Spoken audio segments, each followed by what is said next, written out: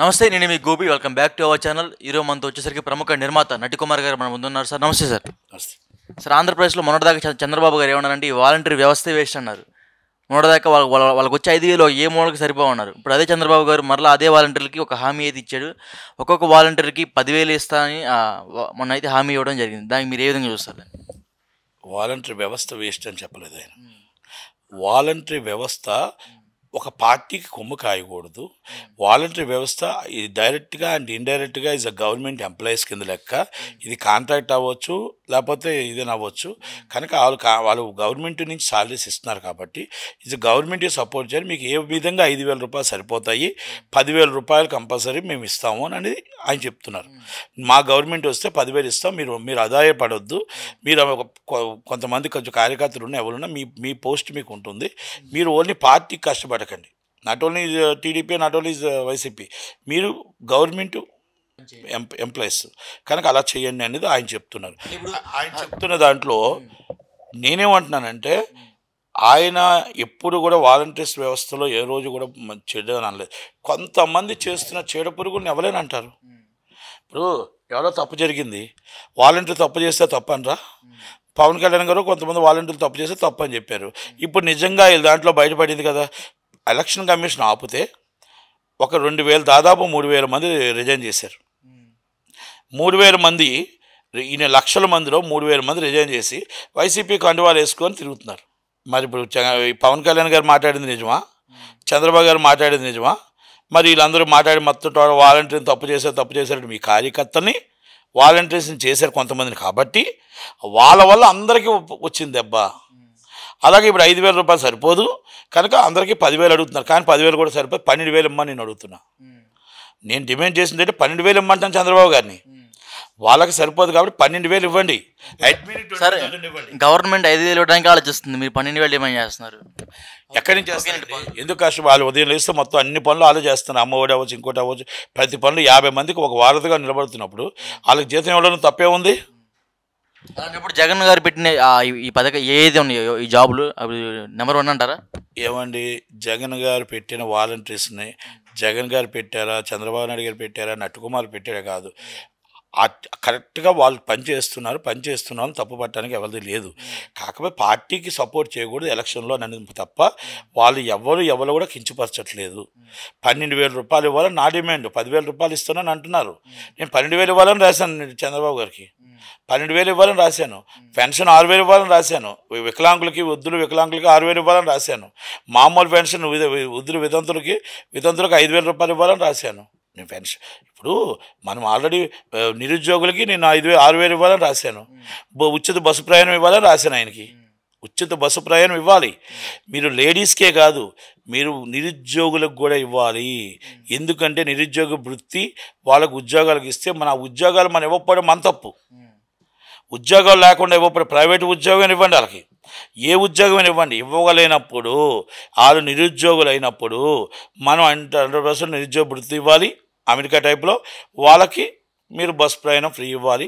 Train ప్రయాణంలో మన central government Modi గారి దగ్గర కూర్చొని ఆయన 50% ఏమైనా టికెట్ చేయిస్తారా ఎలాగా అనేది చూడాలి. ఎందుకంటే ఆంధ్రప్రదేశ్ 24 లక్షల కోట్ల అప్పులో ఉంటుంది. ఎందుకుంటుంది అప్పులో? ఎందుకుంటుంది? ఆర్థిక సంక్షేమం ఇన్కమ్ లేదా ఏంటి? ఇన్కమ్ అంటే మన ఇంట్లో కూర్చొని అప్పుల కోసం ఎత్తుక్కోకూడదు. అప్పుల కోసం ఎత్తుక్కోకుండా ఇన్కమ్ కూడా ఉంది, ఆదాయం కూడా ఉంది. మనం అలాగే పరిశ్రమలు తీసుకొస్తే ఆదాయం వస్తుంది, జిఎస్టీ పెరుగుతుంది, గ్రోత్ పెరుగుతుంది. అలాగే మనకు సుప్రీంకోర్టులో ఉన్న ల్యాండ్స్ అన్నీ కూడా మొత్తం టోటల్ డిస్ప్యూట్లో ఉన్న ల్యాండ్స్ కొన్ని లక్షల కోట్ల ల్యాండ్స్ ఉన్నాయి. ఆ ల్యాండ్స్ అని ఆర్బిట్రేషన్ పెట్టించి క్లోజ్ చేసి అవన్నీ కూడా రెగ్యులరైజ్ చేస్తే కొన్ని లక్షల కోట్ల ఇన్కమ్ వస్తుంది. ప్రతి దాంట్లో మన పరిశ్రమలు పెరగాలి, స్టీల్ ప్లాంట్ పెరగాలి, ప్రతి దాంట్లో జిఎస్టీ పెరగాలి, పరిశ్రమలు రావాలి, మనకు ఉద్యోగాలు ఇవ్వాలి. అన్నీ ఇస్తే ఎందుకు నష్టాల్లో ఉంటుంది? మన ఇంట్లో కూర్చొని తిందాం అనుకుంటే ఇల్లు అప్పుల పాలు అవుతుంది. నలుగురు కష్టపడాలనుకుంటప్పుడు ఎందుకు అప్పుల పాలు అవుతుంది? మీరు ఒక్క మాట చెప్పండి. ఇప్పుడు నువ్వు మైక్ పట్టుకోకుండా ఇంట్లో కూర్చొని డబ్బులు రావాలంటే అప్పుల పాలు అవుతావు కదా. మైక్ ఎందుకు పట్టుకొచ్చావు? నెలకు జీతం వస్తుందని. అలాగే మీ మిస్సెస్ లేకపోతే మీ మదరో మీ ఫాదరో నలుగురు కష్టపడ్డారు అనుకోండి, నలుగురు కష్టపడితే ఇల్లు కష్టపడుతుంది. అందుకే గవర్నమెంట్ అంటారు.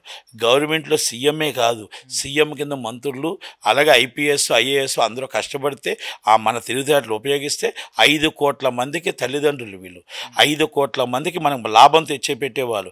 ఈ ఆలోచనలు మంచి ఆలోచనతో కొన్ని లక్షల కోట్లు వస్తాయి, ఒక చెడు ఆలోచనతో కొన్ని లక్షల కోట్ల నష్టాల్లో వస్తాయి. మీరు ఎప్పుడైనా ఆలోచించుకోండి. ఎదుటివాడికి ఇచ్చిన దాంట్లోనే మనం అది నష్టం వస్తుంది అని కూర్చుంటే కాదు. మనం ఎలా రాబడి వస్తుందో చూడాలి, రాబడి ఎక్కడి నుంచి వస్తుందో చూడాలి. మీరు విశాఖపట్నం 30 కిలోమీటర్ల కారిడార్ ఉంది, మీరు ఎందుకు టూరిజం పెంచట్లేదు? ఎందుకు ఇన్కమ్ పెరగట్లేదు? అంటే చంద్రబాబు అడ్డుకుంటున్నారని చెప్తున్నారు, చంద్రబాబు అభివృద్ధికి అడ్డుకుంటున్నారని చెప్తున్నారు. పోలవరం చంద్రబాబు అడ్డుకున్నాడా? ఏది అడ్డుకున్నాడు? అన్నీ చంద్రబాబు అడ్డుకున్నాడా? అంటే మరి నువ్వెందుకుంటు సీఎంగా?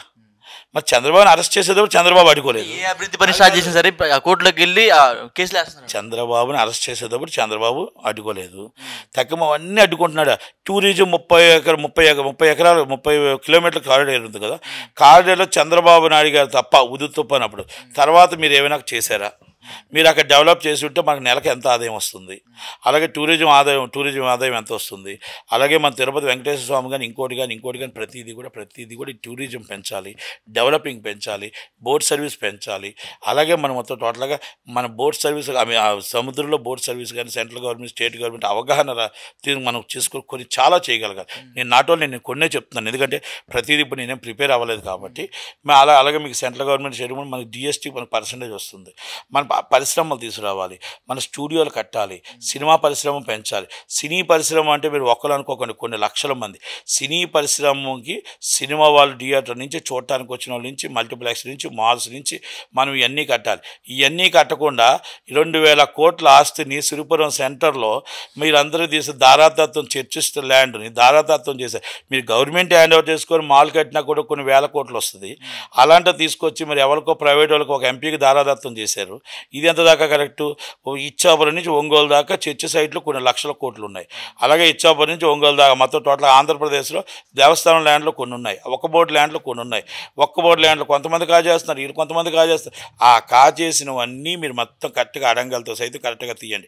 పంచాయతీ బిల్లులు కరెక్ట్గా కడితే, పంచాయతీ బిల్లులు మున్సిపల్ బిల్లు కరెక్ట్గా కడితే, పంచాయతీలు ట్యాక్సులు కరెక్ట్గా కడితే, మీరు కరెక్ట్గా యాజ్ పర్ జీవో ప్రకారం వసూలు చేస్తే అవన్నీ ఎన్ని వేల కోట్లు ఎన్ని లక్షల కోట్లు అవుతాయి. ఒక్కసారి ఎన్ని వేల పంచాయతీలు ఉన్నాయి, ఒక పంచాయతీకి ఎంత రావాలి, ఒక పంచాయతీకి ఎన్ని లక్షల నష్టం వస్తుంది. ఆ నష్టాన్ని మనం ఎవరు వసూలు చేయకపోవడమే కారణం కదా.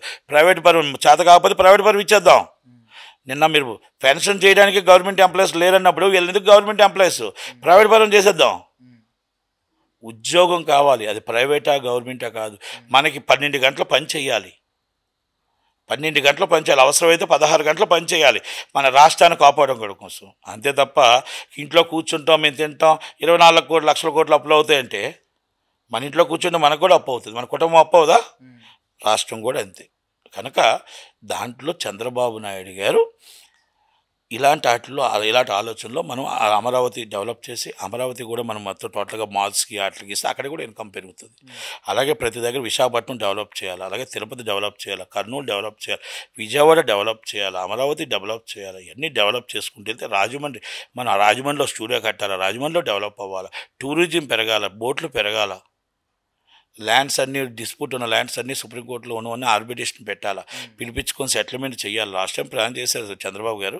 ఆ చంద్రబాబు గారు చేసిన ప్లాన్ కరెక్టే జగన్మోహన్ రెడ్డి గారు చేస్తుంటే పోలవరం కట్టాలా, మన జీవనాడి పోలవరం కట్టాలా, కాలువలు ఫినిష్ చేయాలా, బట్టి మొత్తం చాలా ఉన్నాయండి. ఇవన్నీ చేసుకుంటూ వెళ్తే ఎక్కడ నష్టం రాదు, మనం లాభాల్లో ఉంటాం. ఈరోజు తెలంగాణ లాభాల్లోకి ఎందుకు వచ్చింది? తెలంగాణ లాభాల్లో ఉందా సార్? ఒక మాట అండి, తెలంగాణలో ఈరోజు పెట్టుబడులు పెట్టడానికి ఎందుకు వస్తున్నారు?